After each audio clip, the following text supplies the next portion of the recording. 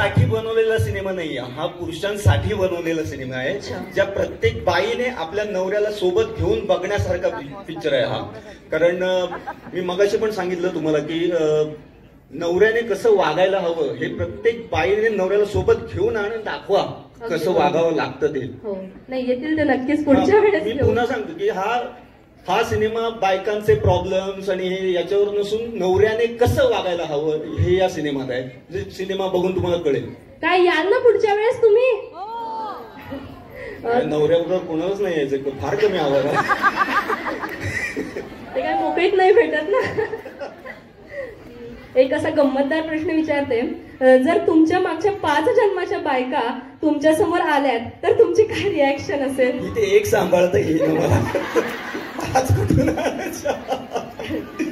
माझ्याकडे एक आहे, तीच 10 जणांनी एवढी आहे ती. 10 जन्मातलं कुठलं मी पुण्य केलं होतं ती आता माझ्या पत्रात पडली असं वाटतं.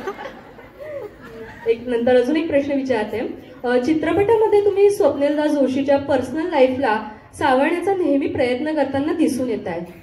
रियालिटीमध्ये तुमच्या एखाद्या मित्राच्या पर्सनल लाईफची तुम्ही एवढी काळजी घेतात का? हो, आमचं कॉलेजचा ग्रुप आहे, म्हणजे खूप वर्ष झाली आम्हाला कॉलेज सोडून, आणि तो ग्रुप अजूनही शाबूत आहे आणि अजूनही आम्ही एकमेकांचे प्रॉब्लेम शेअर करतो, ते सोडवण्याचा नक्कीच प्रयत्न करतो. आणि असा एक मित्र किंवा अशी एक मैत्रीण असावीच जिच्याकडे आपण मन मोकळेपणानं बोलू शकतो. जे प्रॉब्लेम आपण आपल्या घरच्यांना पण सांगू शकत नाही, बायको नवऱ्याला सांगू शकत नाही, नवरा बायकोला सांगू शकत नाही, ते आपण मित्राबरोबर शेअर करतो. असा एक मित्र नक्कीच असावा. मैत्री तर खूपच चांगली गोष्ट आहे. त्यानंतर स्त्रीची मनोदशा समजून घेणे कितपत अवघड किंवा सोपे आहे, याबाबत तुमचं मत काय? माझ्यासाठी खूप सोपं आहे. इतकी वर्ष भाई करून ना मला आता कळायला लागलंय काय नेमकं गणित आहे. एक शेवटचा प्रश्न मी तुम्हाला विचारते, या चित्रपटाच्या शूटिंग मधली एखादी स्मरणात राहणारी घटना अशी कोणती आहे की जी तुम्ही सगळ्यांसोबत शेअर करू शकतात? मला स्वप्नील दादा बरोबर काम करताना खूपच आवडतं. म्हणजे स्वप्नील दादा आणि मी गेले 15 वर्ष आम्ही एकमेकांच्या सहवासात आहोत. स्वप्नील दादाला माझी स्टाईल माहिती आहे, मला स्वप्नील दादाची स्टाईल माहिती आहे. त्याच्या आधीच्या एका फार जुन्या चित्रपटात आम्ही सेम भूमिका केली होती, सेम म्हणजे मित्राची भूमिका केली होती आम्ही एकमेकांच्या. तर स्वप्नील दादा बरोबर काम करणं म्हणजे पर्वणी असते ती एक. म्हणजे कुठेही तो सिनियरिटी दाखवत नाही की मी सिनियर आहे, माझाच आहे किंवा काय.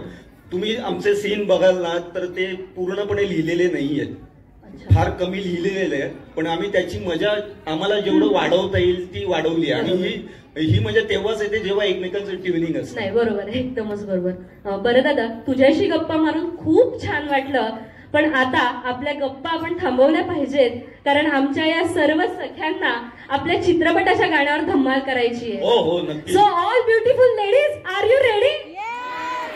आता मी खूप नाचलोय, आता तुम्ही सगळे नाचा. आणि एक गोष्ट आवर्जून सांगते की तुम्ही सर्वांनी ही एक म्हण ऐकलीच असेल, जिसने करी शरम. Very nice. तर आपल्याला करम तर फुटवायचं नाहीये, पण कोणीही आज लाज बाळगू नका, कारण तुम्ही आज एकटे आलाय आणि बिनधास्तपणे जल्लोष करा. काय करायचं का मग? बघा, नवरा नाहीये सोबत, जीवाचं रान करा.